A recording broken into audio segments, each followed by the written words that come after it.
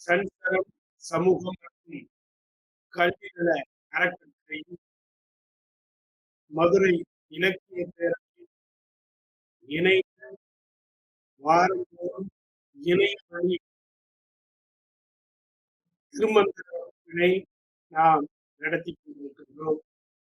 அந்த வகையில் இந்த வாரம் இணைந்திருக்கின்ற அத்தனை பொதுமக்களையும் வணங்கி வெகு நேர்த்தியாக வெகு சிறப்பாக திருமந்திரமும் வாழ்வியலும் என்கிற திருமந்திரமே வாழ்வியல் சிந்தனைகளை உள்ளடக்கியதுதான். அப்படி இருக்கிற பொழுது எல்லாம் வல்ல திருமந்திரம் பல்வேறு சிந்தனைகளை நமக்கு வழங்கி அந்த வகையிலே 3000 ஆண்டுகளுக்கு மேலாக தன்னுடைய அற்புதமான சிந்தனைகளின் மூலமாக திருமூலர் ஆண்டுக்கு ஒரு பாட்டு எழுதியதாக வரலாறு சொல்வது ஒரு பக்கம் இருந்தாலும் கூடுவிட்டு கூடுபாய்தல் என்கின்ற அந்த சித்தியை பெற்றவர் என்பது நன்றாக தெரிகிறது. ஒரு பாட்டு எழுத ஒரு வருடம் எடுத்துக்கொண்டாரா என்கிற ஐயப்பாடெல்லாம் அண்மை காலங்களிலே வருவது உண்டு. அப்படி சொல்லுகிற பொழுது பொருள் செறிவோடு அதை சொல்லி இருக்கிறார் என்பதற்காக மிகைப்படுத்தி கூட அப்படி சொல்லி இருக்கலாமோ என்று ஒரு பக்கம் தோன்றினாலும் திருமூலர் ஒன்றை சொல்லுகிற பொழுது ஆணித்தரமாக அதை ஆய்ந்து பார்க்காமல் சொல்பவர் அல்ல. ஒன்றை ஆய்வு செய்தவர் தான் அதை சொல்ல முடியும். ஆய்வு செய்யாமல் நான் அப்படி செய்தேன் இப்படி செய்தேன் என்றெல்லாம் சொல்ல முடியாது. என்னதான் நூல்களை படித்திருந்தாலும் ஏடுகளை படித்திருந்தாலும் அனுபவம் என்கிற ஒன்று முன்னே வந்து நிற்கும். இன்றைக்கு வளர்கிற இளம் தலைமுறை அந்த அனுபவத்தை பெறுவது இல்லை. நிறைய உதாரணங்களை என்னால் சொல்ல முடியும். ஒரு குத்துவிளக்கு ஏற்றுவது எப்படி என்பது கூட வகுப்பு எடுக்க வேண்டிய நிலையிலே நாம் இருக்கிறோம். திருவிளக்கு ஏற்றுவதற்கு பொது வெளிகளிலே வீடுகளில் 5-6 தீக்குச்சிகளை பயன்படுத்தி எப்படியாவது திருவிளக்கை ஏற்றிவிடலாம். ஆனால் பொது வெளிகளிலே திருவிளக்கு ஏற்ற வேண்டும் என்று சொன்னால் அதற்கென்று சில பிரத்யேக ஏற்பாடுகளை செய்ய வேண்டும். அந்த விளக்கிலே எண்ணெய் நிரப்பி இருக்க வேண்டும். அந்த திணிக்கு அடியிலே ஒரு கற்பூரத்தை வைக்க வேண்டும். அப்பொழுதுதான் மெழுகுவர்த்தி கொண்டு அந்த தீபத்தை சிறப்பு விருந்தினர் பொழுது உடனடியாக அந்த தீபம் எரிய தொடங்கும். இதற்கு பாடம் எடுக்க வேண்டிய நம்முடைய ஞானம் அவ்வளவுதான். இது நாம் ஒரு இடத்தில் பார்த்து பழகுகின்ற ஒன்று.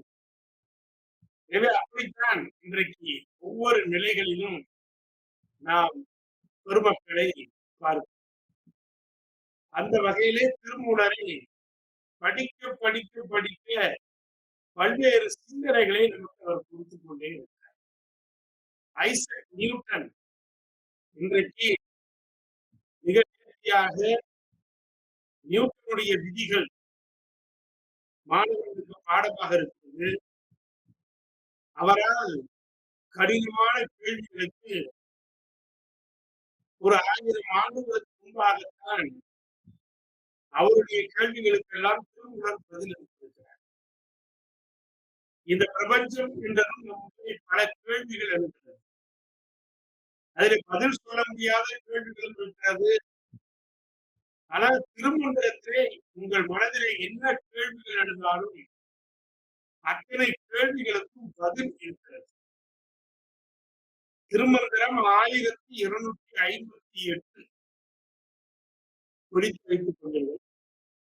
உன்னிட்ட வட்டத்தில் ஒத்து எழு மந்திரம் பின்னிட்ட ரேகை பிழைப்பது அதுதான் இல்லை. தன்னிட்டு எழுத்து நகைப்பு அற பின் நிற்க பண்ணிட்ட மந்திரம் பார்க்கிலும் ஆமே என்று சொல்லுகிறார். என் திருமந்திரத்தை நான் பலமுறை சொல்லியிருக்கிறேன். முதல் வரக்கூடிய அந்த சொல் உன்னிட்ட, பின்னிட்ட, தன்னிட்ட, பண்ணிட்ட என்று வருகிற அதுவே ஒரு நேர்த்தி. இந்த வடிவத்தை கொண்டு வருவதற்கே திருமூலர் எப்படி முயன்றிருப்பார் என்று நமக்கு தெரியும். இதனுடைய பொருள் என்னவென்று சொன்னால், அக வழிபாடாக செய்யப்படுகின்ற பிரணவ வட்டத்திலே பொருந்தி விளங்குகின்ற மந்திரம் அதன் பின்பு இடப்பட்ட சக்கர கோடுகளை விட்டுத் தருவது இல்லை. தன்மாட்டு உண்டான தடைகளான அஞ்ஞானம் பின்னிட சொல்லப்பட்ட ஒரு அற்புதமான மந்திரம் என்ற மந்திரம். நமது பிரபஞ்சமே ஓம் என்னும் ஒளியால் ஆனது. பிரணவ மந்திரத்திலிருந்து உதித்தது. பிக் பேங் தியரி என்று நாம் சொல்லுகிறோம். பெருவெடிப்பு. இந்த பெருவெடிப்பிற்கு அச்சாரமாக விளங்குவது ஓம் என்கின்ற பிரணவம். சரி, காளீஸ்வரன் கேட்கிறார், நியூட்டன் இடத்துல என்ன கேள்வி கேட்டாங்க ஐயா? நியூட்டன் இடத்துல இந்த கேள்விதான் கேட்டாங்க. கோள்களும் நட்சத்திரங்களும் ஏன் அதன் சுற்றுவட்ட பாதையை விட்டு விலகுவது இல்லை? நல்ல கேள்விதானே. கோள்களும் நட்சத்திரங்களும் அதன் சுற்றுவட்ட பாதை, பிளானட்ஸ் ஆர்பிட் என்று சொல்வார்கள், அந்த பாதையை விட்டு விலகுவது இல்லை. அதற்கு நியூட்டன் பதில் சொல்லுகிறார். The sun's gravity pulls on the planets just as Earth's gravity pulls down anything that is not held up by some other force and keeps you and me on the ground. Heavier objects, really more massive ones, produce a bigger gravitational pull than lighter ones. So as the heavy weight in our solar system, the sun exerts the strongest gravitational pull என்று சொல்கிறார். யாருக்கும் அவ்வளவு எளிதாக புரியாது. தமிழிலே சொல்ல வேண்டும் என்று சொன்னால், சூரியனின் ஈர்ப்பு விசை கோள்களை தன் பக்கம் இழுக்கிறது. அதை போலவே பூமியின் ஈர்ப்பு விசை வேறு எந்த விசையாலும் தாங்கப்படாத அனைத்து பொருள்களையும் கீழ் நோக்கி இழுக்கிறது. அதனால்தான் நீங்களும் நானும் பூமியினுடைய மேற்பரப்பில் நிலையாக இருக்கிறோம். அதிக நிறைவுடைய பொருட்கள் குறைந்த திணிவுடைய பொருட்களை விட அதிக ஈர்ப்பு விசையை உருவாக்குகிறது.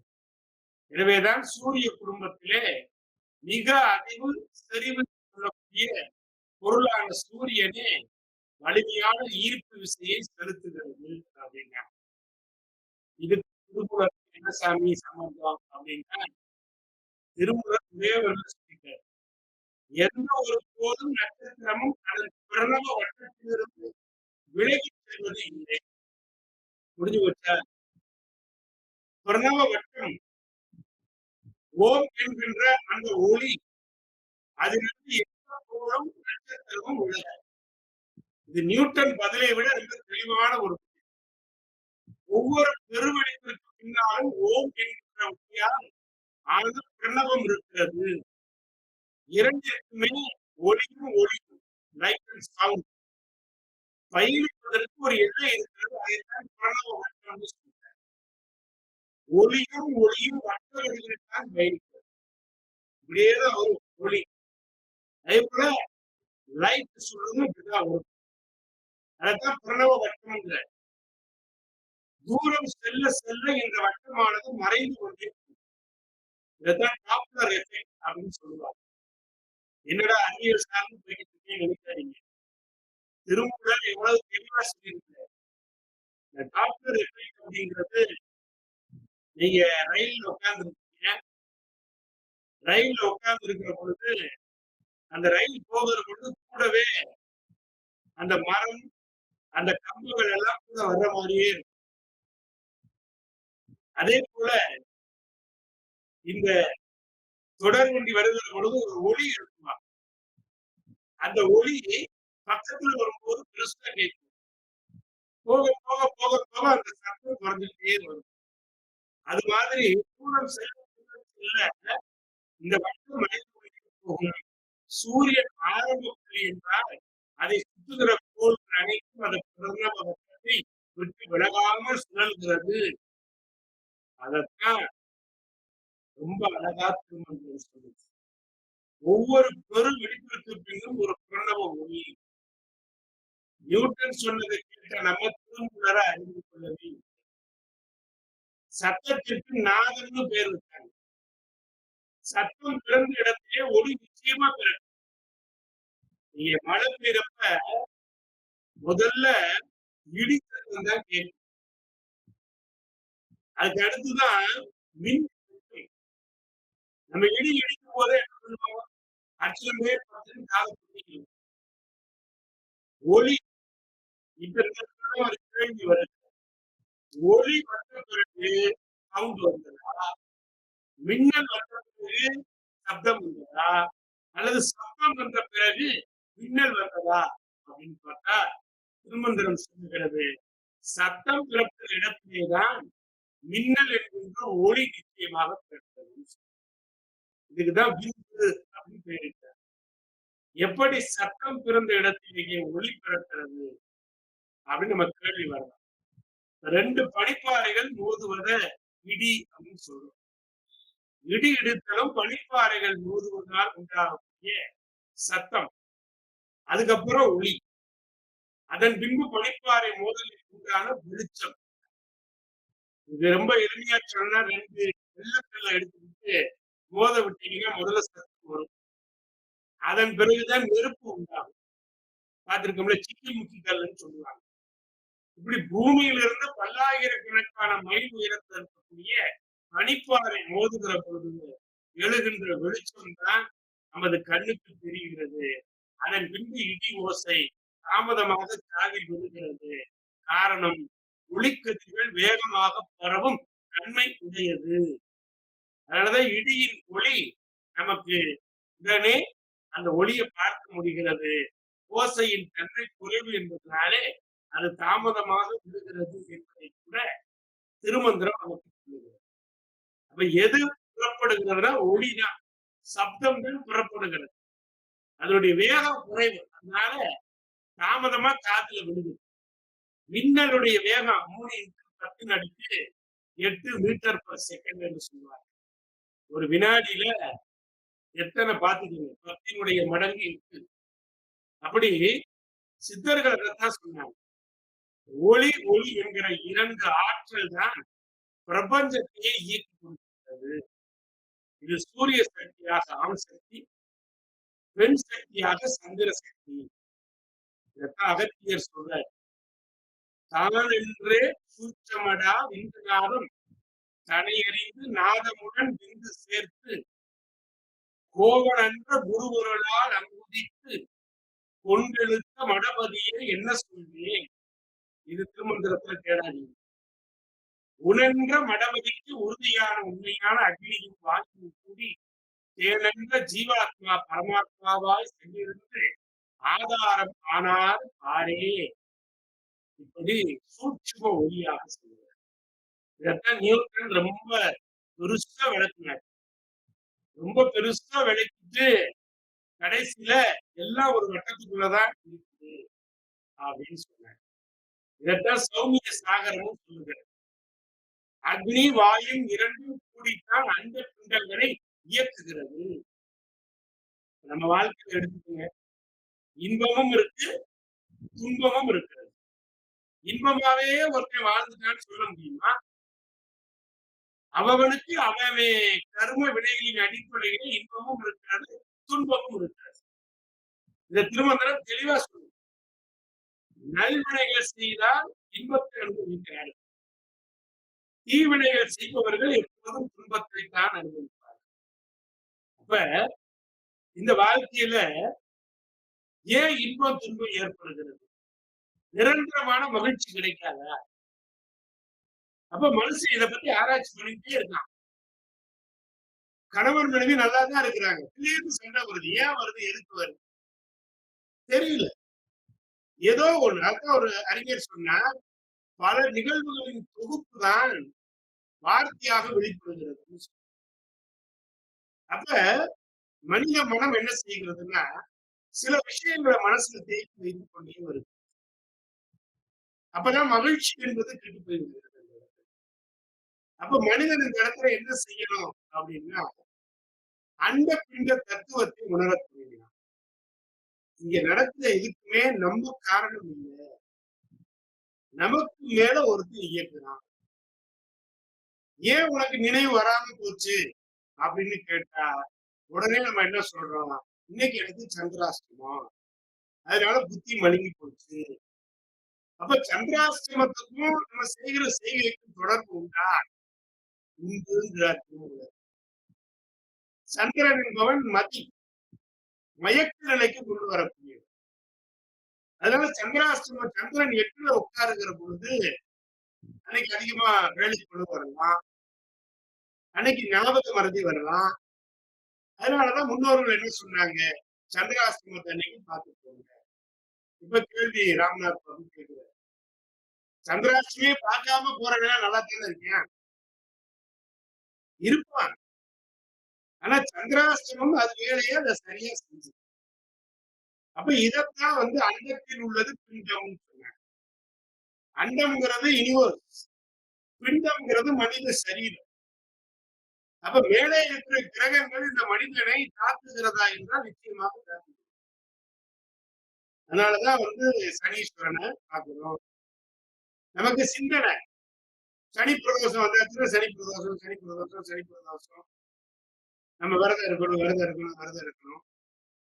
பொதுவாகவே நம்ம சில வேலைகள்ல ஈடுபடுகிற பொழுது நம்முடைய நினைவு மாறிவிடும். இதான் அண்ட பிண்ட தத்துவம்னு சொல்றாங்க. இப்ப எங்க தோன்றுகிறதோ அங்கதான் முடியும். இந்த மனுஷன் புரிஞ்சுக்கிட்டான். சரி, இதுதான் காரணம். அப்ப ஜோதி அவன் கண் முன்பாக தோன்றுகிறது. முளைத்து எழுந்த அணுதான் நிலம், நீர், நெருப்பு, காற்று, ஆகாயம். ஓரறிவுல இருந்து 6 அறிவு வரை பரிணாமத்தை கண்டுபிடிக்கிறான். அதுக்கப்புறம் மனுஷன் இன்னைக்கு வரைக்கும் ஆராய்ச்சி தொடர்ந்துட்டே இருக்கு. தன்னைத்தானே ஆராய்ச்சி உட்படுங்க. அதுக்கு விளைவு என்னன்னா மூல ஆட்கள் எங்க வருது அப்படின்னு பாக்கணும். நம்மள ஆராய்ச்சி பண்ணி பாருங்கன்னா யார் ஆன்ம விசாரத்தை தான் ரமண மகரிஷி செஞ்சாங்க. நான் யாரு? இந்த பூமிக்கு எதுக்காக வந்திருக்கிறேன்? ஒரு நிமிஷம் நம்ம உட்கார்ந்து யோசிச்சோம்னு வச்சுக்கோங்களேன், நாட்டுல பிரச்சனையே கிடையாது. மனிதனுடைய மூல சக்தி கயிற்றின் நுனியை பிடித்து கொஞ்சம் கொஞ்சமாக பிரபஞ்ச பேராற்றல பரமாணுவாவை அடைந்து ஐக்கியமாகிறதுன்னு கண்டுபிடிச்சாங்க. இந்த ஜீவாத்மா பரமாத்மாட்ட போகும். இதைத்தான் சித்தர்கள் வெட்ட வெளியில் ஜோதியாக இருப்பவனும் சித்தன். வெட்ட வெளியில் ஜோதியாக, அதான் பிரம்ம ரகசியம். அதை அறிஞ்சவன் தான் பிரம்ம ரிஷின்னு பேரு. விஸ்வாமித்திரருக்கே அந்த நிலைக்கு வந்தது. நீங்க பார்க்கலாம். ஒரு பிரம்ம ரிஷி பட்டம் வாங்கணும்னு நினைச்சாரு. அதற்கு சில தடைகள் வருகிறது, சபலங்கள் வருகிறது. அவருக்கும் சபலம் வந்தது. ரம்பா, ஊர்வசி, மேனகை மாதிரி. மேனகை அவருடைய தவத்தை கலைக்கிறார். அதன் மூலமாக ஒரு மகள் பிறக்கிறார். அந்த மகள் பொருட்டு தகப்பன், தலை நிமிர்ந்து நடந்த தகப்பன் அந்த மகளுக்காக பணியுமாம் என்று சொல்லப்படுகின்ற தலையை குனிந்தார் விஸ்வாமித்திரர். அது வரைக்கும் நிமிர்ந்துதான் இருப்பார். அகம் நான் தான். ஆனா பொண்ணு கல்யாணத்துக்காக அது ஒரு பெரிய கதை. தலை குனிஞ்சார். எல்லா தகப்பனும் இன்னைக்கு பொண்ணு கல்யாணத்துக்கு தலை குனிஞ்சு மாப்பிள்ளை என்ன சொன்னாலும் கேட்டுதான் இருக்கு. சம்மந்தி என்ன சொன்னாலும் அப்படியே தான் இருக்கு. இது இன்னைக்கு நேற்று நடப்பதால அண்ட சராசரம். பொண்ணை கொடுத்தவங்க எல்லாருமே பொண்ணுட்டு இருந்து ஒரு போன் வந்துச்சுன்னா ஒரு பதட்டம் இருக்கும். என்னவோ, என்னாச்சு, என்னாச்சு? இது ஒரு பிரம்ம ரகசியம். இதை உணர்ந்தவன் பிரம்ம ரிஷி. அப்படி விஸ்வாமித்திரர் உணர்ந்து பிரம்ம ரிஷிக்கு மேலாக ராஜ ரிஷி என்கின்ற ஒரு பட்டத்தையே பெற்றார் என்பது நம்ம பார்க்கிறோம். இப்ப அணு இவ்வளவு விளக்கம். நீரக வாயு, பிராணவாயு என்று 2 வகையான வாயுக்கள். H2O அப்படின்னு சொல்றோம். ஹைட்ரஜனும் ஆக்சிஜனும் சேர்ந்தாதான் அது வாட்டர், நீர். நீரின் இறுதிய நிலைதான் மண்ணு. யோசிச்சு பாருங்க, இந்த உலகம் எப்படி உண்டாச்சு? முதல் நிலை ஆகாயம், யூனிவர்ஸ். அதன் அடுத்த நிலை காற்று, விண்டு. இது ரெண்டும் மோதிக்கொள்வதால் ஏற்படுகிற வெப்பம் இருக்கு பாருங்க, அதுதான் நெருப்பு. அப்ப யூனிவர்ஸ் ஆகாயம், அதுக்கடுத்து காற்று, இது ரெண்டும் மோதுனா வரக்கூடியது வெப்பம். அந்த வெப்ப நிகழ்ச்சி நெருப்பு. அடுத்து ஹைட்ரஜனும் ஆக்சிஜனும் சேர்ந்தா நீர். அந்த நீரினுடைய இறுதிய நிலை மண். இந்த 5 நிலைகளும் பஞ்சபூதங்கள்னு சொல்லுவோம். இந்த பஞ்சபூதத்தை நம்ம தெரிஞ்சுக்கிட்டா தான் அடுத்து நம்ம வேகமா போகணும். அப்ப இந்த வரிசை கிரமமாகத்தான் தாயின் வயிற்றில பிண்டமான குழந்தை வளர்கிறது. திருமந்திரம் தாங்க முதல்ல இந்த ஆன்ம விசாரணைய தொடங்குது. அண்டம், பிண்டம். குழந்தையினுடைய தலைபாகம் ஆகாயம், அதுக்கடுத்து காற்று, சுத்தி கழுத்து சொல்றாரு. அடுத்து நெருப்பு, இருதயம், சூடு இங்கதான் ஆரம்பிக்குது. குழந்தை பிறந்து அந்த குழந்தையினுடைய உயிர் குடிப்பு தொடங்குறது இருதயம். அடுத்து அப்படியே வரும் நீர், மணிப்புரகம், துப்புக்குடி மணிப்புறத்துக்குள்ளதான் இருக்குது. இப்படி இந்த பரமாணுவிலிருந்து தொடங்குகிற கூட்டம் இந்த குணங்களை வச்சு 5ஆ பிரிக்கிறாங்க. உணர்வு, ஒளி, ஒளி, சுவை, மனம். அப்ப ஆகாயம் ஒளி. இன்னைக்கு விஞ்ஞானிகள் 92 வகையான எலிமெண்ட்ஸ், மூலக்கூறுன்னு சொல்றாங்க. மாலிகூல்ஸ், மூலக்கூறுகள் இந்த 5 பூதங்கள்ல அடங்கியிருக்கிறது. இதற்காக ஒரே வழியில திருமூலர் சொல்லிட்டார். ஓம் என்ற ஓங்கார பிரணவத்திற்குள் அத்தனையும் அடக்கம் சொல்லி முடிச்சிட்டார். அப்ப ஓம் என்கின்ற பிரணவத்திற்குள்ளே எல்லாம் அடக்கம் என்பதுதான் திருமூலர் கண்டுபிடித்திருக்கின்ற ஒரு உன்னதமான நிலை. எனவேதான் மனிதன் தோன்றிய காலத்திலிருந்து அவன் குரு மூலமாக சீடர்களாக இருந்து அறிவை பெறுகின்ற செயல்பாடுகளும் தொடங்கிவிட்டது என்று சொல்றார். அப்ப திருமந்திரத்துல என்ன சொல்லப்படுகிறது என்று சொன்னால், உலகியல் வாழ்க்கை நெறிகளை மாதா, பிதா, குரு என்கின்ற அந்த செயல்பாட்டை பார்த்து அவர்கள் கூறும் வார்த்தைகளை கேட்டு சடப்பொருட்களான இயற்கை, புத்தகம், பத்திரிகை, வானொலி, தொலைக்காட்சி, இணையம் எல்லாம் அறிவு. இந்த அறிவு சித்துப்பொருளான சிவத்தை அறிய உதவாது. நல்லா தெரிஞ்சுக்கணும். இன்னைக்கு நம்ம இளைஞர்கள் பெரு ஞானம் என்பது, இன்னைக்கு நம்ம இன்டர்நெட்ல உட்கார்ந்துருக்கோம், இன்ஸ்டால உட்கார்ந்துருக்கோம், ரீல்ஸ் போடுறோம், இதெல்லாம் அறிவு. இந்த அறிவு சிவத்தை அறிய ஒருபோதும் உதவாது. சிவத்தை சிவஞானத்தால் தான் அறிய முடியும். சிவஞானம் குருவின் உபதேசத்தால் தான் நிகழும். அப்போ ஒரு குரு என்பவர் சிவஞானம் உபதேசம் செய்கிறார். அப்ப திருமூலர் குரு என்று சொல்லால் ஞான குருவை குறிப்பிடுகிறார். சைவ சித்தாந்த சாஸ்திரங்கள்ல ஒன்றான உமாபதி சிவாச்சாரியார் அருளிய திருவருட்பயன் 50வது பாடல் தெளிவா சொல்லுது. ஞானம் இவன் ஒளிய நன்னியிடும் நற்கள் அனல் வானு ஒளியப்படின்.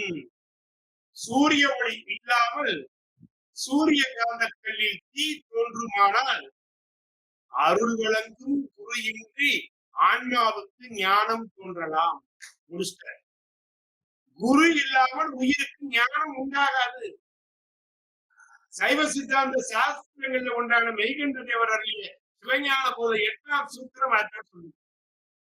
ஐம்புல வேடரின் அயர்ந்தனை வளர்ந்தன தம்முதல் குருவுமாய் தவத்தினில் உணர்த்துவிட்டு அந்நியம் இன்மையின் அரண்களல் செல்லுமே. இந்த திருமூலர் அழகா சொல்றார். 1581வது பாட்டு. குருவே சிவம் என கூறினன் நந்தி. முதல் வரி. குருவே சிவம் என கூறினன் நந்தி.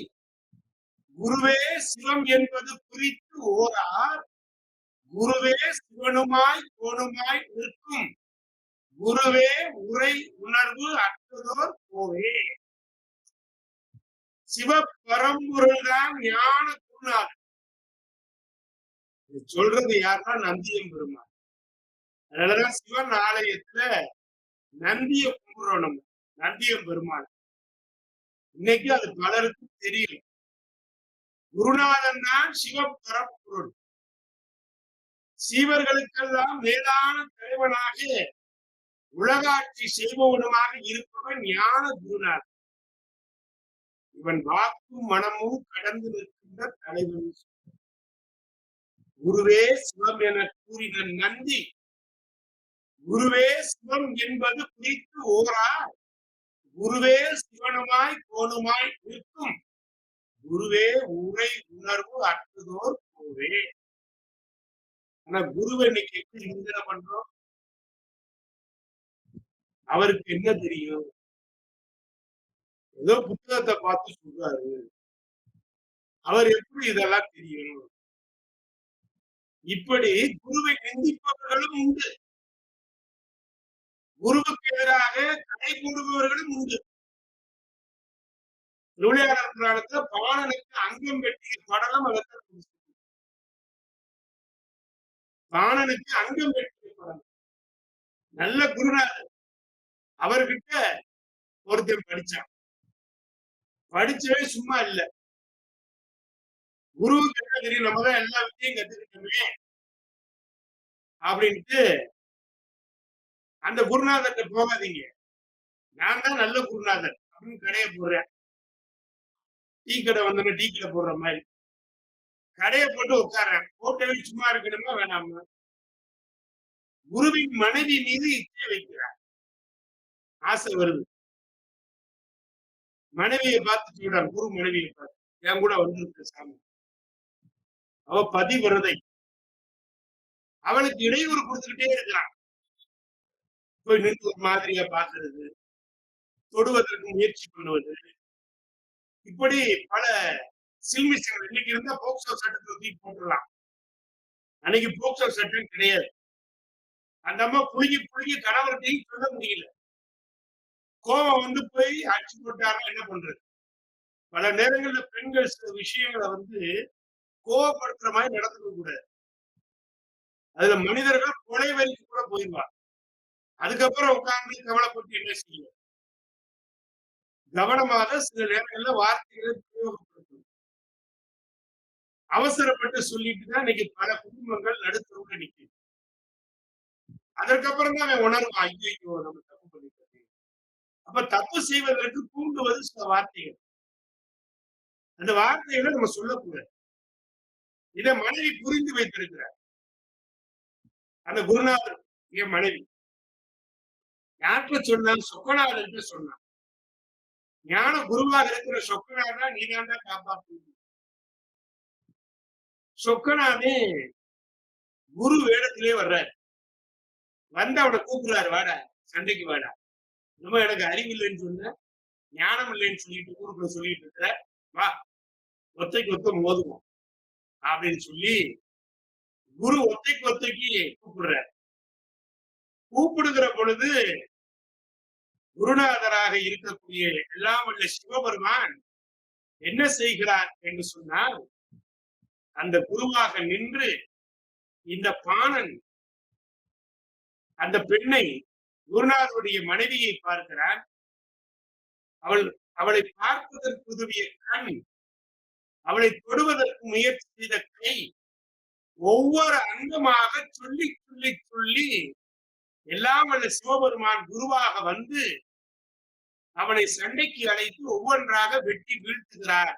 இதைத்தான் திருவிளையாடலாக பாணனுக்கு அங்கம் வெட்டிய படலம் என திருவிளையாடல் புராணம் அழகாக சொல்கிறது. இந்த இடத்திலே நாம் ஒன்றை தெளிவாக புரிந்து கொள்ள வேண்டும்.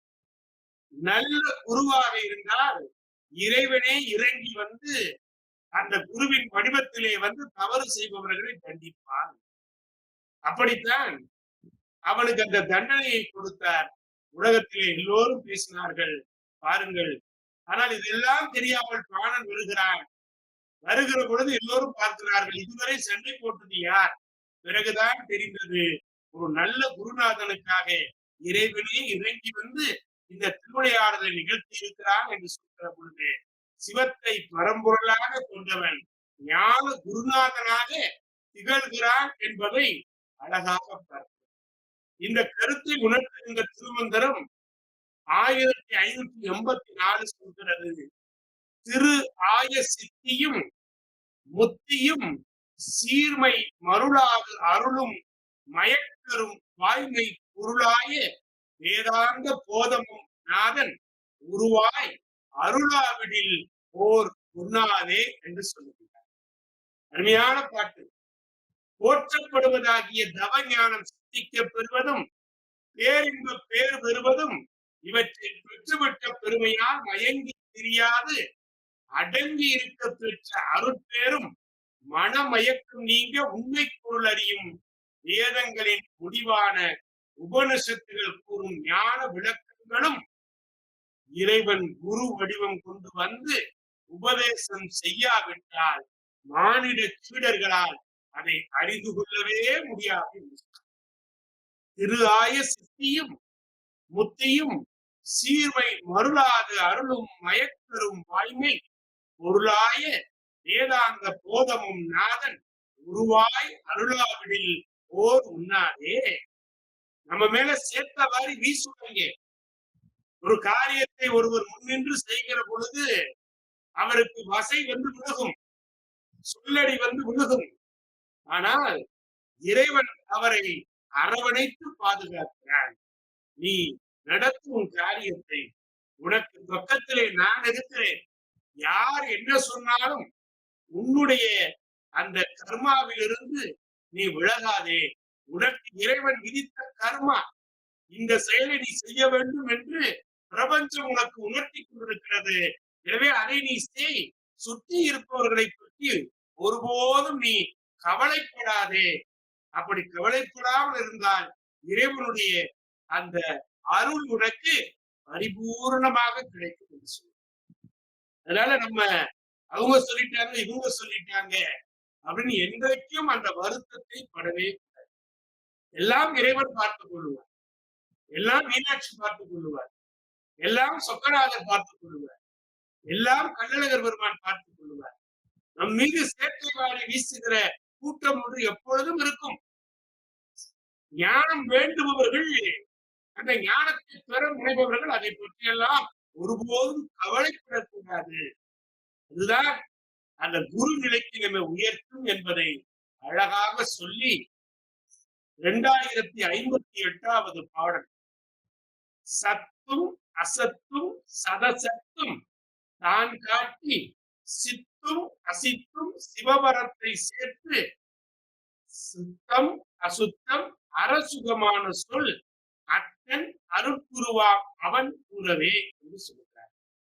சத்தான அடிபற்ற பரம்பொருள் சத்தாகவும் அசத்தாகிய மாயையுடன் சேர்ந்த அசத்தாகவும் சத சத்தாகவும் சிவத்தோடு பொருந்தி சுத்தமாயை அசுத்தமாயை அகல உதவுகின்ற இனிய சொல்லான ஐந்தெழுத்தை அருளி செய்கின்றவனே உயிர்களுக்கு தலைவன் சொல்றார். அற்புதம் பாருங்க. 2058வது பாட்டு. இறைவன் சத்தாக இருக்கிறான், அசத்தாக இருக்கிறான், சத சத்தாக இருக்கிறான், உருவமாக இருக்கிறான், அருவமாக இருக்கிறான், அரு உருவமாக இருக்கிறான். உருவம், அருவம், அருவுருவம். பாருங்க, எல்லாருக்கும் இருக்கிறார். அவன் தான் சித்தையும் அசித்தையும் நமக்கு இருக்கிறார். அப்படி உயிர்களுக்கு தலைவன். மாணிக்க மணிகள் ஞானிகள் என திருமந்திரம் 536. கைப்பட்ட மாமணி தானிடை கைவிட்டு எய்ப்பட்ட கல்லை சமைப்போல், ரொம்ப அழகா சொல்றார். எய்ப்பட்ட கல்லை சுமப்போல் விதி போன்றும் கைப்பட்ட நெய்வால் கையில் நிற்கத்தான் அற கைப்பிட்டு உண்பான் போன்றும் கன்னி ஞானிக்கு ஒப்பே என்று சொல்கிறார். கையில் கிடைத்திருக்கின்ற விலை மதிக்க முடியாத பெரிய மாணிக்கத்தை கீழே போட்டுவிட்டு காலில் கட்டுப்பட்ட வெறும் கல்லை சுமந்து கொண்டிருப்பவன் தலையெழுத்தை போல கை கட்டும் தூரத்தில் கையிலே இருக்கும் நெய், பால், தயிர் போன்ற நல்ல உணவு இருக்க தன் உடலுக்கு நன்மை தராத வெறும் கஞ்சியை குடிப்பதை போன்றது ஆகும். பாருங்களேன், வெறும் கஞ்சி குடிக்கக்கூடாது. நம்ம வெறும் கஞ்சியை குடிக்கிறோம்னு சொல்றோம். வெறும் கஞ்சி குடிக்க கூடாது. அதுல ஏதாவது சேர்த்துதான் குடிக்கணும். வினை தொடர்பால் காரியங்கள் செய்பவனுக்கும் வினையகல தவயோகம் புரியும் ஞானிக்கும் இருக்கிற ஒற்றுமை. பரஞானம் அருளவே குரு உபதேசம். 2120வது திருமந்திரம் எப்படி வாழ்வியலோடு வருகிறது, அதுக்குதான் இந்த பாடல். ஒரு குருவை நாம் கைப்பற்றிக் கொள்ள வேண்டும். நம்முடைய சிந்தனைகள் குருவினுடைய வழியாக செயல்படுத்த வேண்டும். ஆலோசனை கேட்கணும். எல்லாம் எனக்கு தெரியும் அப்படின்னு நினைக்கிறார். எல்லாம் தெரிந்தவர்கள் என்று இந்த உலகத்துல யாருமே இல்லை. ஒவ்வொரு நாளும் இறைவன் நமக்கு ஏதாவது ஒன்றை கற்றுக் கொடுத்து கொண்டுதான். எல்லாம் முடிச்சுட்டு சொல்ல முடியுமா? முடியாது. அதத்தான் 2120 சொல்ற. நரரும் சுரரும் பசுபாசம் நன்னி கருமங்களாலே கழிதலில் கண்டு குரு என்பவன் ஞானி கோதிலன் ஆனால் பரம் என்றால் அன்றி பகர் ஒன்றும் இல்லை. மனிதர்கள் தேவர்கள் பசுக்கள் பந்தவாசம் நடைபெற்று அதன் விரிவாக நினைப்புகளிலே சிக்கி வீழ்வதை கண்டு குரு என்று சொல்லப்படுகின்ற ஆசிரியர் ஞான மார்க்கத்தை போதித்து நல்வழி காட்டுகின்ற ஆசானாக திகழ்வார். குறை குணம் இல்லாத நிறை ஞானமுடையவனாக இருந்தால் சீடனை பார்த்து பரஞானம் பெற்று பரத்தோடு ஒன்றி பரம் ஆகுக என்று உபதேசிப்பதை தவிர சீடனுக்கு ஒரு நல்ல குரு சொல்வதற்கு. அப்ப நம்ம கேள்வி கேட்கலாம். போத்திராஜன் கேட்கல, எல்லாரும் நல்ல குருவா? தகுதி இல்லாத குரு இருப்பாங்கல்ல, அதை எப்படி நாங்க தெரிஞ்சுக்கிறது? திருமந்திரம் சொல்லுது, அதுக்கும் சொல்லுது. 2044 உணர்வு ஒன்றியா மூடன் உண்மை ஓராதோர்.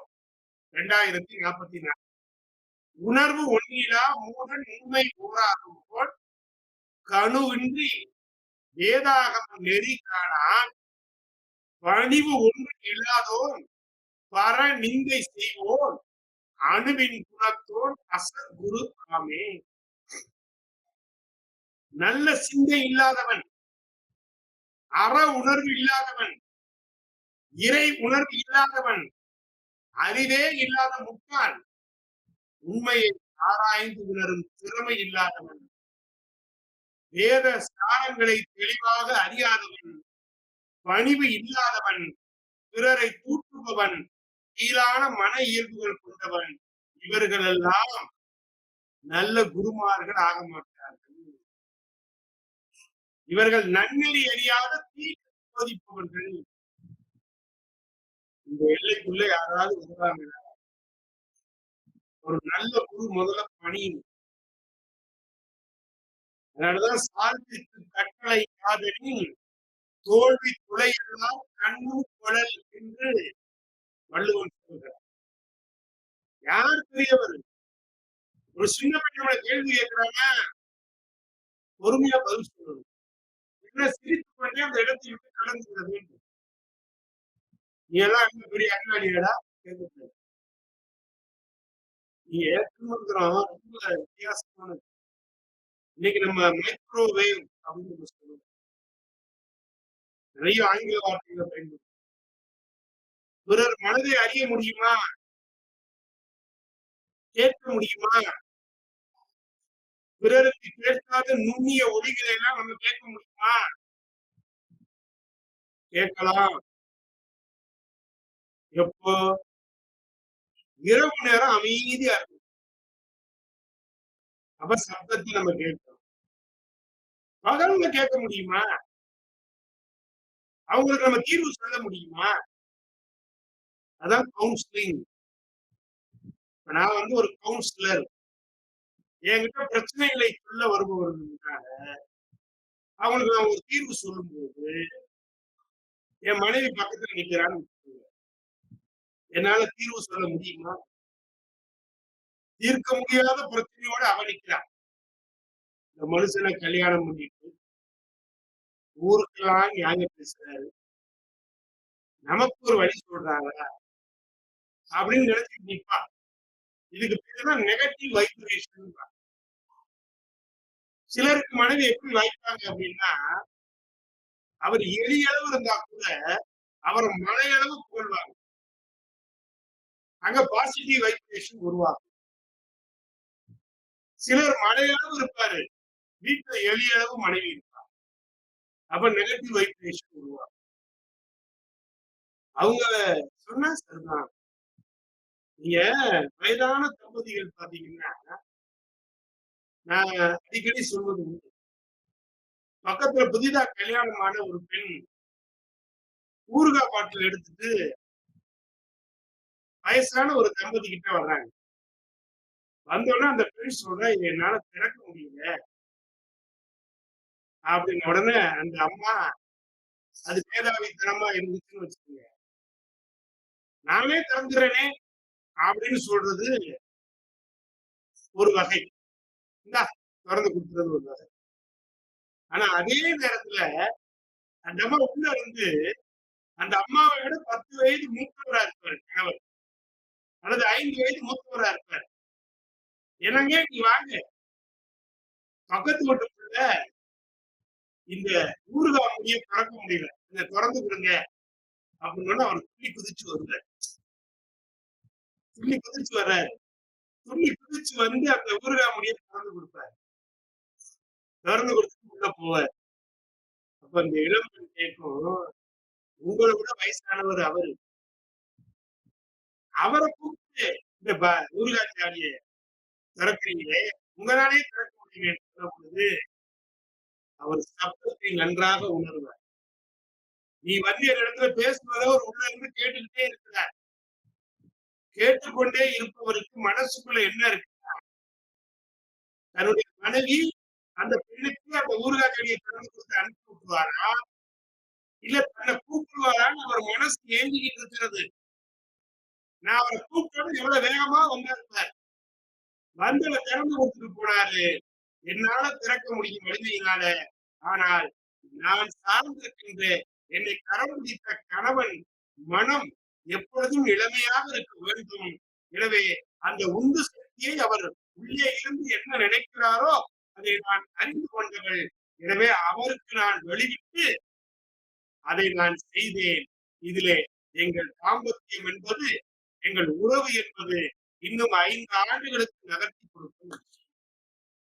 இந்த அறிவுதான் உள்ள கணவன் என்ன செய்தார், என்ன பண்றார், அவர் மனசு. இதைத்தான் கவியரசு கண்ணதாசன் உருவாக்கி கொண்டு அழகாக சொன்னார். ஒரு 1000 பார்வையிலே உன் பார்வையை நான் அறிவேன், உன் காலடி ஓசையிலே என் காதலை நான் அறிவேன். மனைவி என்ன பண்ணிக்கிட்டு இருக்காங்கிறது கணவனுடைய எண்ணம். ஆனா மனைவிக்கு அந்த எண்ணம் இருந்தாருன்னா அந்த குடும்பம் குடும்பமா இருக்கு. அவரா பண்ணிக்கிட்டு இருப்பாரு. வேண்டாத வேலையெல்லாம் அவர் பார்ப்பார். இந்த அம்மா பார்க்கிற வேலையெல்லாம் வேண்டுகிற வேலை. இப்படி வசைபாடினால் அந்த குடும்பத்திலே நெகட்டிவ் எனர்ஜி தான் இருக்கும். பாசிட்டிவ் எனர்ஜி இருக்காது என்று யார் சொல்லுகிறார்? திருமூலர் சொல்லுகிறார். எப்பேற்பட்ட ஒரு தீர்க்க தரிசி பாருங்க. இந்த வாழ்வியலுக்கு ஒரு தீர்வு சொல்லுகின்ற தீர்க்க தரிசி. எது உண்மை? இன்னைக்கு நம்ம முன்னோர்கள் சொன்ன பொழுது என்ன உங்களுக்கு தெரியும்? மைக்ரோவேவ் ஹியரிங் இருக்கான்னு கேட்டாங்க. இருக்கு. நீங்க பார்த்திருப்பீங்க. முந்திலாம் ரெக்கார்டு போடும்போது ரெக்கார்டு வைக்கிற கடை தமிழ்நாடு உள்ள மதுரையில் HMD ஹிஸ் மாஸ்டர்ஸ் வாய்ஸ்னு பேரு. அந்த கிராமபோன் பெட்டிக்கு முன்னால ஒரு நாய் உட்கார்ந்து அந்த நாய்க்கு அந்த சூட்சும ஒளியை கேட்கக்கூடிய ஆற்றல் இருக்கிறது. அது போல எங்களுடைய ரெக்கார்ட் கிராமபோன் பெற்று சூட்சும ஒளிகளை கூட அற்புதமாக உங்களுக்கு வழங்கும் என்பதை உணர்த்துகிற விதத்தில் அதை வச்சிருக்காங்க. நான் ஆராய்ச்சி பண்ணது உண்டு. ஒரு நாயை உட்கார வச்சுக்கிறேன் அப்படின்னா இந்த சூட்சும சத்தத்தை ஆற்றல் நாய்க்கு இருக்கிறது, டால்பின்களுக்கு இருக்கிறது, வௌவாலுக்கு இருக்கிறது. அதனாலதான் நம்முடைய முன்னோர்கள் அப்படி வச்சிருக்காங்க. அந்த திருமூலர் சொல்லுகிறார் 2007 வைகரை ஆதியும் ஆயா அலாதியும் பொய்கரியான புருடாதி வேதமும் மெய்கரி ஞானம் கிரியா விசேடத்து செய்கரி ஈசனானதையே செய்தது. வைகரி அப்படின்னா செவி ஓசை, மத்திமை அப்படிங்கிறது உடலில் ஏற்படுகிற ஓசை, வைசக்தி அப்படிங்கிறது நினைவு ஓசை. இத சைவ சித்தாந்தத்துல வைகரி வாக்கு, மத்திம வாக்கு, வைசந்தி வாக்கு, சூக்கும வாக்குன்னு சொல்லுவாங்க. அப்ப வைகரினா செவி ஓசை, மத்திமைனா உடலில் ஏற்படுகிற ஓசை. உடம்புல ஒரு ஓசை ஏற்படாத உணரணும் உடல்ல. வைசந்தி நினைவு ஓசை, சூக்குமை நுண் ஓசை, மைக்ரோ சவுண்ட். வைகரை, மத்திமை, வைசந்தி, சூக்குமை இந்த ஆட்கள் யாவையும் குருடன் எனப்படும் மாயையை கடந்து உயிர்களுக்கு கிடைக்கிற வகையில் ஈசன் படைத்து வைத்திருந்தார். இதெல்லாம் நமக்குள்ள இருக்குது. வயிற்றுக்குள்ள இருக்கிற குழந்தை வெளியே வந்தா அம்மாவை எப்படி கரெக்டா கண்டுபிடிக்குது? அம்மாவோட பேசுது. அந்த ஓசை பிறந்த வீட்டுல அவங்க இருந்த அந்த பிரசவத்துக்கு போறவங்க பிறந்த வீட்டுடைய குரல்கள் அப்படின்னா அது வாங்கி சேமித்து வச்சிருக்கு. அதனாலதான் குழந்தைகள் வளருகிற பொழுது தாய் வழியில தான் போய் அதிகமாக சேர்க்கிறது. என்ன காரணம்? தகப்பன் வழியில வீடுகள்ல அந்த குழந்தைய அந்த பெண்ணு பார்க்க முடியாது, தாய் வீட்டுக்கு வைக்கிறது. அப்ப அந்த தாய் வீட்டில் இருக்கக்கூடிய அத்தனை பேர் ஒளியையும் அந்த குழந்தை வாங்கி வளருது. 7வது மாசத்துல இருந்து வளகாப்பு கொண்டு வந்தது. 2வது குழந்தை மாறி செஞ்சிட்டு அது 2வது குழந்தைக்கு சில பேர் கணவன் வீட்டிலே இருக்கிறதுனால இந்த தனிக்குடித்தனம் போயிருக்காங்க. அப்ப அது வேறு விதமாக இருக்கு. சுறுசுறுப்பா இருக்கணும் தனிக்குடித்தனம் பண்ணணும். கூட்டு கொடுத்தனம்னா ஒருத்தி வேலை பார்ப்பா, ஒருத்தி வேலை பார்க்காம இருக்கலாம். இல்ல இவ்வளவு வேலை பார்க்க விடாம உட்கார வச்சிருப்பாங்க. தனி கொடுத்தனம்னா இவெல்லாம் வேலை பார்க்கணும். அதனால சுறுசுறுப்பா இருக்கா. மூத்த பிள்ளை பூரா மூளையா இருக்கு, எளிய பிள்ளைனா காளையா இருக்கு. அது காரணம் இல்ல. 2வது பிள்ளைக்கு நீங்க சுறுசுறுப்பாயிருவாங்க. அப்ப இதையெல்லாம் ஈசன் படைத்து வைத்திருக்கிறார். இத தியானத்தின் மூலமாக மனதை செம்மைப்படுத்தலாம் அப்படின்னு சொல்றாரு. இன்னைக்கு இந்த தொழில்நுட்பத்தை தாங்க காசு பண்றாங்க. சைக்காட்ரிக் டாக்டர், மனநல மருத்துவர், அவர் என்ன கேட்பாருன்றீங்க? பல மனநல நோயாளிகளை குணப்படுத்தணும். என்னுடைய பல நிறுவனங்களுக்கு இப்ப கூப்பிட்டு இருக்கிறாங்க. நீங்க சைக்கலாஜிக்கலா எங்கிட்ட வேலை பார்க்கறவங்களுக்கு நீங்க எனக்கு செய்யுங்க அப்படின்னு சொல்றாங்க. எனக்கு நீங்க இதெல்லாம் கொடுக்கணும் அப்படின்னு சொல்றாங்க. அப்ப சிந்தித்து பார்க்க வேண்டும். இன்றைக்கு தொழில்நுட்பம், மனநல மருத்துவர்கள் இப்ப பல மன நோயாளிகளை குணப்படுத்த, அதேபோல பல குற்றச்செயலில் ஈடுபட்ட குற்றவாளிகளை கண்டறிவதற்கும் இந்த தொழில்நுட்பம் உதவுது. மைக்ரோவேவ் ஹியரிங் உபகரணத்தின் மூலமாக. ஆனா திருமூலர் சொல்றார், இதெல்லாம் அந்த காலம் மனுஷனை நாங்க அழகா உணர்றோம். தியானத்தின் மூலமாக, இந்த ஓசையின் மூலமாக ஒருத்தர் வரும்போதே எதற்காக வருகிறார் என்பதை உணரணும். சில பேர் போன் பேச்சு பாக்குறீங்களா, முக்கியமான விஷயம் சொன்னா உங்களுக்கு புரியும், சொல்லுங்க. மனைவி பக்கத்துல உட்காருவா சாப்பிடும் போது, என்னங்க நான் ஒண்ணு சொல்லட்டா அப்படின்றாங்க. அப்பவே ஏதோ செலவு வரப்போகுதுன்னு அர்த்தம். அப்பதான் மெதுவா ஆரம்பிப்பாங்க. மற்ற நேரங்கள கோபமா பேசுவாங்க. தாரி ஆகணும்னா மெதுவா பேசுவாங்க. அதே போல கணவனும் மனைவிக்கு தாரி ஆகணும்னு வச்சுக்கோங்க. என் வாழ்க்கையும் உன் கையில தான் இருக்குங்க, என் வாழ்க்கையும் உன் கையில தான் இருக்குங்க. 3வது தடவை மனைவி புரிச்சுக்கணும். வளையல தான் கேட்கிறான் போட்டு அப்படின்னு வளையல கழட்டி கொடுக்கணும். அவன் தெளிவா தான் கேட்கிறான், ஏதோ ஒரு பிரச்சனை. அப்ப அந்த வாக்கு, அந்த மனம், இந்த தியானத்தின் மூலமாக செம்மைப்படுத்த முடியும். அப்படிப்பட்ட அந்த வாக்கு, இதைத்தான் இன்னைக்கு அறிவியல் தொழில்நுட்பம்னு சொல்றோம். அதனாலதான் திருமூலர, சித்தரு, முனிவரு இப்படிலாம் நம்ம நினைக்கிறோம். மெய்ஞானின்னு சொல்றோம். நம்ம பார்க்கிறோம். இந்த தியானத்தையும் சித்து வேலைகளையும் கூட இயேசு கிறிஸ்து இந்தியா தியானத்தையும் சித்து வேலைகளையும் கற்றுக்கொண்டார் என்று வரலாறு உண்டு. நம்ம பார்க்கிறோம். நபிகள் நாயகத்திற்கு அப்படி ஒரு வரலாறு. சூட்சும ஒளியை கேட்கக்கூடிய ஆற்றல்.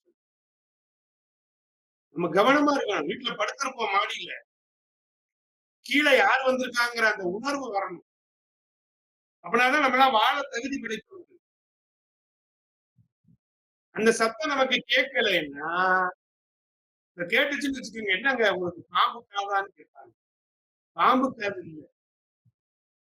எல்லாவற்றையும் ஒரு கடந்த ஒரு நிலைக்கு போகிற பொழுது நம்மை சுற்றி நடக்கின்ற அத்தனை சப்தங்களும் நமக்கு கேட்க வேண்டும். அப்படி போகிற நிலைக்கு மனிதன் பயணப்பட வேண்டும். நல்லா சாப்பிடுறாரு, நல்லா தூங்குறாரு, ஆனா தூக்கத்துல சரியா எதிர்க்கிறார். எப்படி அப்படின்னா, இந்த பயோ கிளாக் ஒண்ணு வேலை செஞ்சுக்கிட்டே இருக்கு. காலையில 5 மணிக்கு கிளம்பணும் அப்படின்னு நீங்க என்ன அலாரம் வச்சாலும் முடிக்கு வராது. ஆனா மனசுக்குள்ள திருப்பி போட்டீங்கன்னு வச்சுக்கோங்க, 5 மணிக்கு கிளம்பணும் அப்படின்னா, அன்னைக்கு ஞாயிற்றுக்கிழமை, சனிக்கிழமை, இப்ப லீவு நாள்லாம் கொஞ்ச நேரம் கூட தூங்குவோம். அதெல்லாம் நமக்கு வராது. அந்த பயோ கிளாக் வேலை செஞ்சிடும். கரெக்டா நம்மள 4:50க்கு எழுப்பி விட்டுரும். அதுதான் வேலை செய்யும். அதுதான் நிரந்தரம். நம்ம வாழ்நாள்ல நமக்கு 4 கண்டம் இருக்குது. நீங்க ஜோசியக்காரரை போய் உட்கார்ந்தோன்னா என்ன சொல்றாரு ஜோசியரே, உங்களுக்கு கண்டம் இருந்துச்சு விலகிச்சுன்றார். ஜாதகத்துல பாப்பாரு, பிறந்த தேதியை வச்சு ஒரு கணக்கு பண்ணுவார். இத எங்க அப்பன் திருமூலர் முப்பாட்டன் சொல்லிட்டார். அழிகின்ற ஆண்டு அவை 5 மொழிகின்ற 33 என்பது ஆகும். கிழிகின்ற கால 62 என்பது எழுகின்றது ஈர என்பது எண்ணற்று இருந்ததே.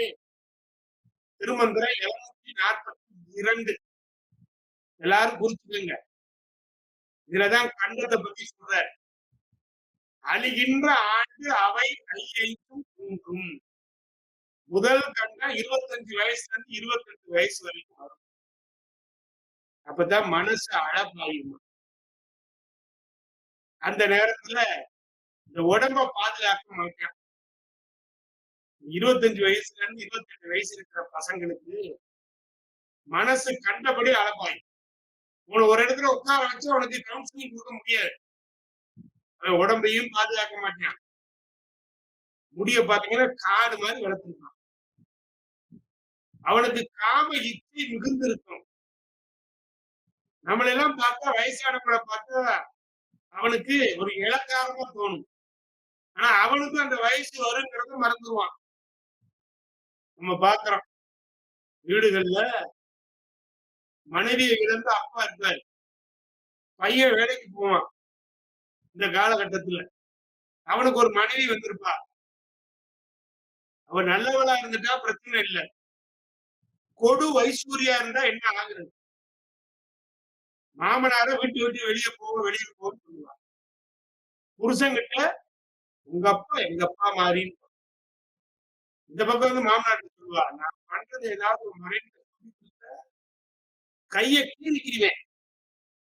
கழுத்த கீறிக்கிட்டு வரதட்சணை கேட்டு என்ன கொடுமை பண்ணேன்னு சொல்லி உன்னைய உண்டு இல்லைன்னு பண்ணிருவேன்.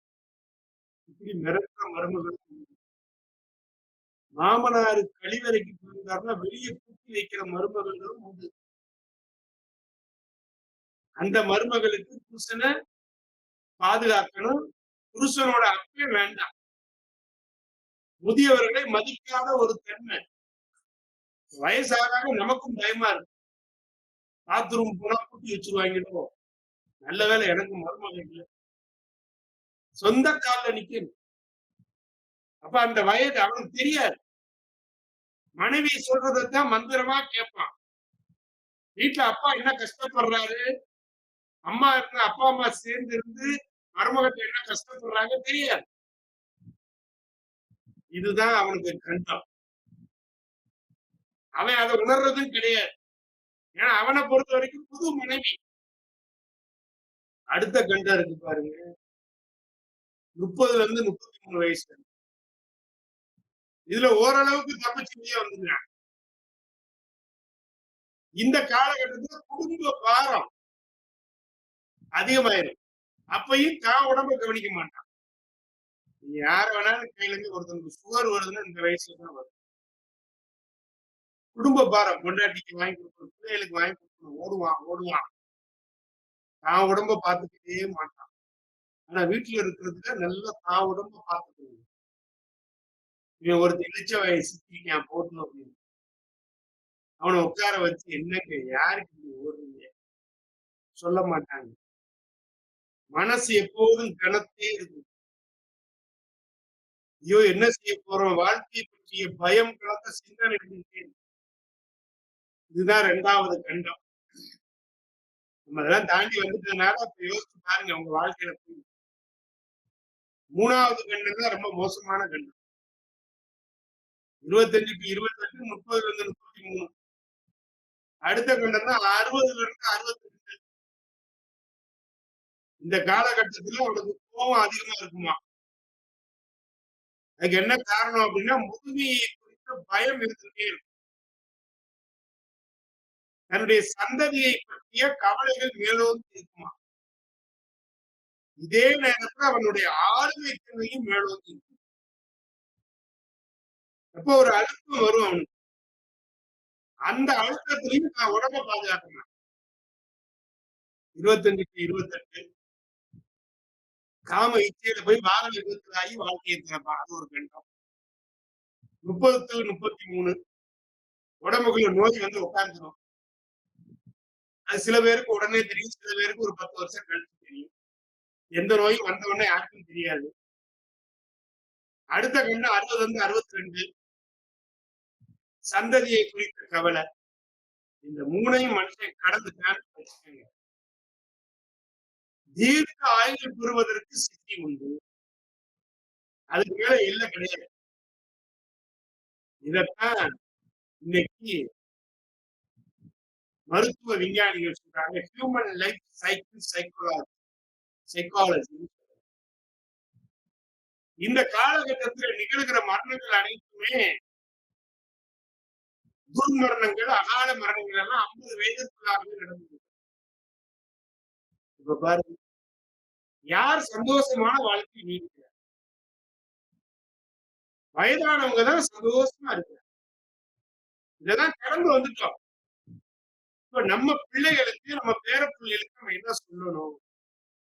நிதானம் பிரதானம்னு சொல்லணும். நிதானமா போப்பா, என்னப்பா குடிமுடிக்கு போயிட போகுது. அப்படி அவனை சந்தோஷமா அவன் வாழ்க்கையை அனுபவித்தவுடன் அந்த நிலையை கொண்டு வருவதற்கு தான் திருமந்திரம் அந்த 4 கண்டத்தை சொல்றார். நீ பாருங்களேன், வாழ்வியலும் இது மாதிரி ஒரு மனுஷன் சொல்ல முடியுமா? எனக்கு இப்ப கிடைச்சிருக்கு இதெல்லாம். இப்ப நான் நினைச்சு பார்க்கிறேன். 28 28 ஆமா. பொண்டாட்டி பின்னாலே ஓடிட்டே இருக்கோம்ல. அடுத்து 30 33 குடும்ப பாரத்தை அழுத்தம் தாங்காம மன அழுத்தத்துக்கு ஆட்படுகிறோமோ? இப்ப 3வது ஸ்டேஜ்ல நிக்கிறேன். 60க்கு 60. இந்த ஸ்டேஜ்ல இப்ப எனக்கு தெரிஞ்சு போச்சு. எப்படி நடந்துக்கிறணும்னு. இத சொல்லிக் குடுக்கிறது திருமந்திரம். அதனாலதான் வாழ்வியல் உண்மைகளை சொல்றோம். இந்த பிறப்பு என்பது காற்று இல்லைன்னா நிகழாது. இதான் இன்னைக்கு ஃபேக்டல் ஏர் அப்படின்னு சொல்றாங்க. எப்படி ஒரு மனுஷன் இவர் அதை தனஞ்செயல் வாயுன்னு சொல்றாரு.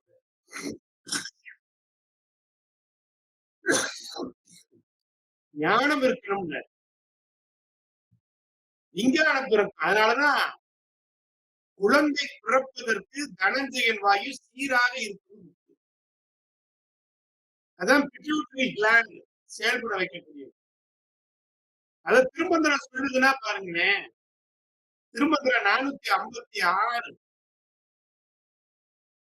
பூவின் மனத்தை பொருந்திய வாயுவும் தாவி உலகில் தரிப்பித்தவாறு போல் மேவிய சீவனில் வெள்ள நீள் வாயுவும் கூவி அவிழும் குறி கொண்ட போதே வண்டு எப்படி பூவின் மனத்தை காற்றால் உணர்ந்து தேன் எடுப்பதற்காக அந்த பூவினுடைய மகரந்தத்தை எடுத்து மற்றொரு இடத்திற்கு கொண்டு போய் இனவிருத்தி செய்கிறதோ அதுபோல பெண்ணின் கருவறையில் இருக்கின்ற தனஞ்செயல் என்கிற காற்று ஆணின் சுக்கிலத்தோடு எழுந்து பெண் கருவில் நுழைகிறது, சீவன் உருவாகிறது என்று சொல்றார். ஒரு கரு உருவாகின்ற ரகசியத்தை ரொம்ப அழகா பூவின் மனத்தை காற்றால் உணர்ந்து தேனெடுத்து எப்படி வண்டு வருகிறது. காற்றில்லாமல் உருவாக்கம் இல்லை. இதான் பிரபஞ்ச கோட்பாடு. அணுசக்தியினால் உண்டான வெடிப்பு காற்றின் வேகத்தால் வெடிப்பின் தூரத்தில் சென்று நிலை கொண்டதுன்னு சொல்றாரு. அது போல எந்த ஒரு உயிர் உருவாக வேண்டும் என்றாலும் காற்றின் துணை மிக மிக முக்கியம். அது இல்ல அப்படிலாம் சொல்லக்கூடாது. உயிர் உருவாவதற்கு பஞ்சபூதம் அவசியம். அதோடு ஒத்த சூழல். அதனாலதான் அண்டமே பிண்டம், பிண்டமே அண்டம். இதான் திருமந்திரம் சொல்லுது. அண்டத்தில் உள்ள செயல்பாடுகள் அனைத்தும் பிண்டத்தில் உள்ளது. பிண்டத்தில் உள்ள அனைத்து செயல்பாடுகளும் அண்டத்தில் உள்ளது. இதுதான் இயற்கையின் தத்துவம், விஞ்ஞானமும் இதுதான். இதுதான் திருமந்திரம் முதல் பாட்டிலே அவர் சொல்லிட்டார். ஒன்றவன் தானே, இரண்டவன் இன்னொருள், நின்றவன் மூன்றினுள், 4 உணர்ந்தான், 5 வென்றனன், 6 விரிந்தனன், 7 உம்பர் சென்றனன், தான் இருந்தான் உணர்ந்து 8. முதல் பாட்டை யாரும் மறந்து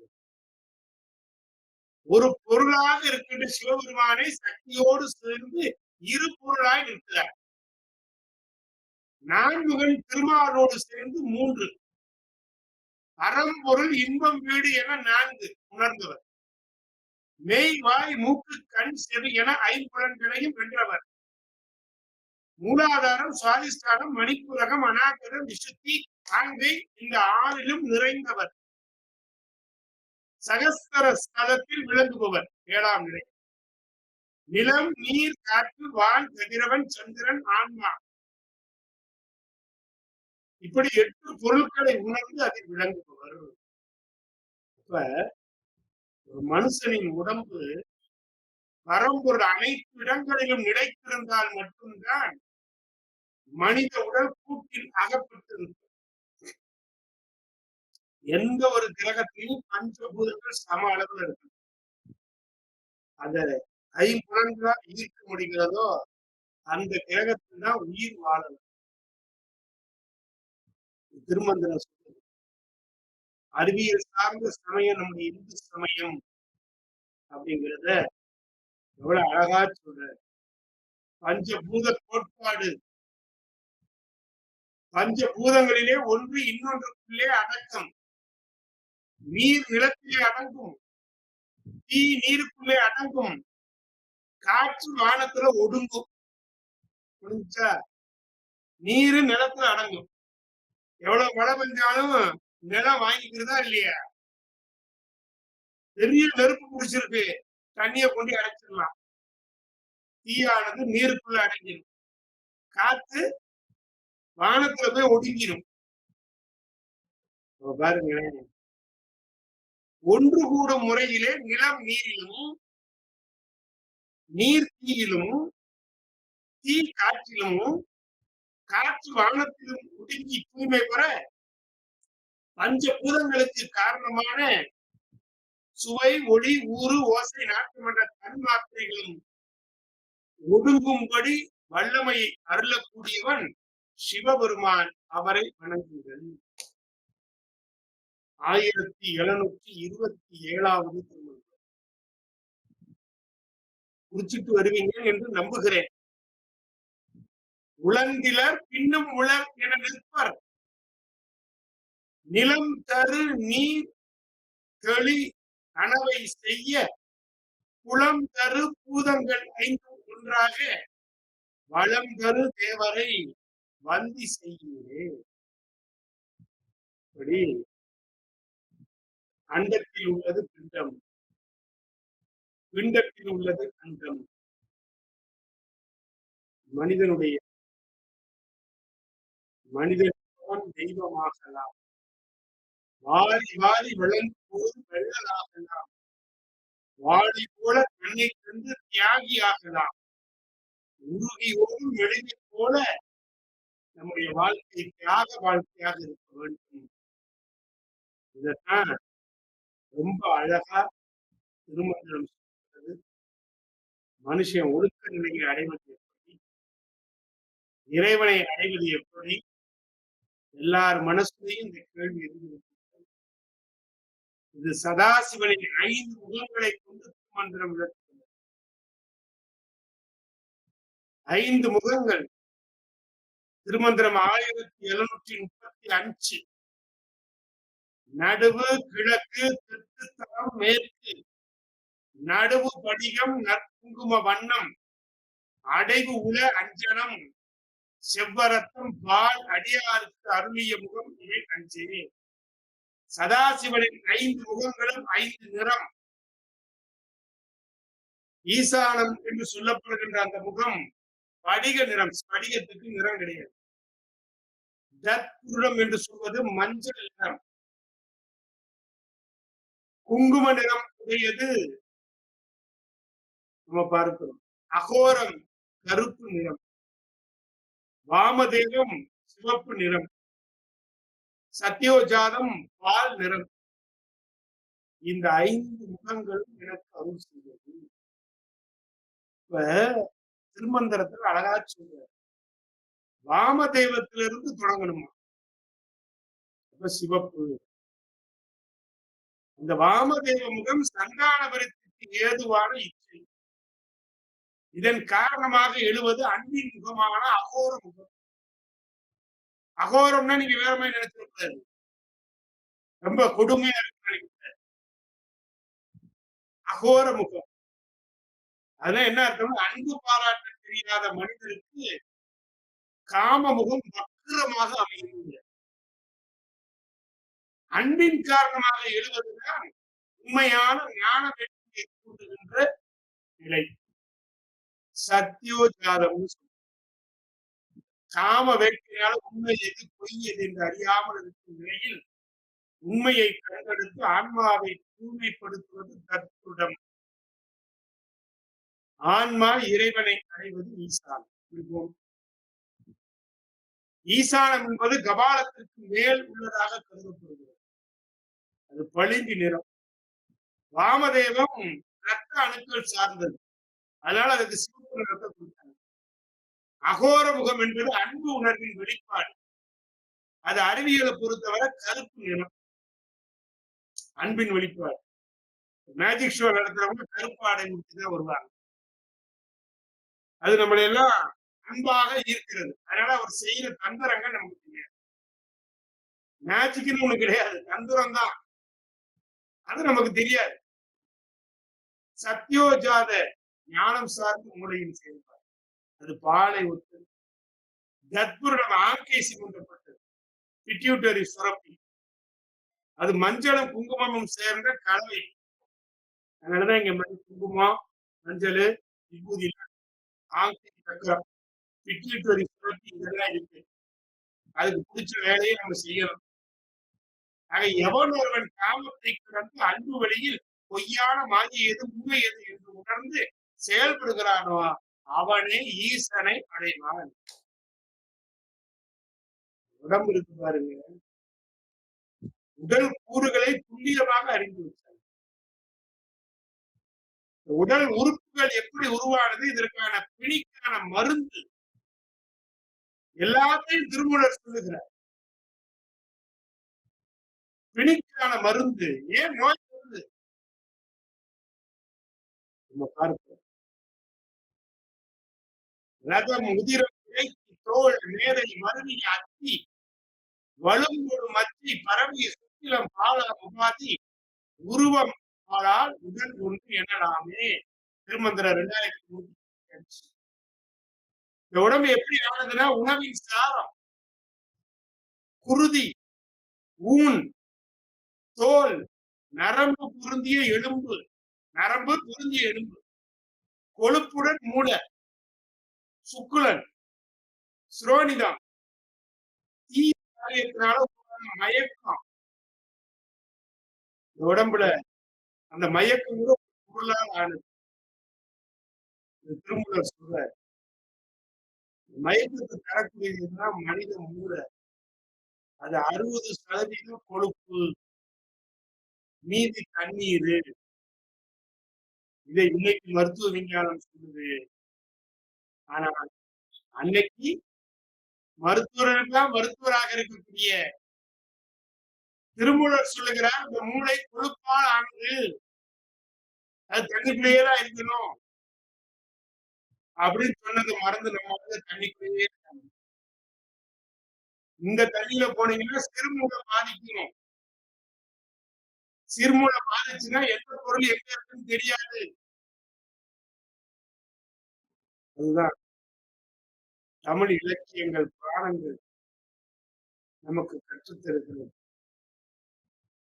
ஒரு கரு உருவாகிற ரகசியத்தை அடுத்து வருகிற நாட்களிலே நாம் காண இருக்கின்றோம். எனவே அன்பிற்கினிய மையர்களே, எல்லாம் அல்ல திருமூலர் பல்வேறு சிந்தனைகளை நம்ம வழங்கி தந்திருக்கிறார். ஒரு கரு எப்படி உருவாகும், அந்த கருவினுடைய ஆயுள் என்ன, அதனுடைய வாழ்நாள் எப்படி அமையும், இப்படி பல்வேறு தரப்பட்ட சிந்தனைகளை எல்லாம் நமக்கு வழங்கி இருக்கக்கூடிய திருமந்திரம் தொடரும் வாழ்வியல் ரகசியங்களை எடுத்து கூறுகின்ற பணியிலே எல்லா வல்ல திருமூலர் இருக்கின்றார். எத்தனை பேர் வருகிறார்கள், எத்தனை பேர் போகிறார்கள் பற்றிய கவலை இல்லை. ஒருவர் இருந்தாலும் அவருக்கு திருமந்திரத்தை கொண்டு சேர்க்க வேண்டும் என்பதுதான் என்னுடைய ஆசை. எனவே எனக்கு அந்த ஆசையை பூர்த்தி பண்ணுவதற்கு இறைவன் சகல சௌபாக்கியங்களையும் தந்து மகிழ்வார். அந்த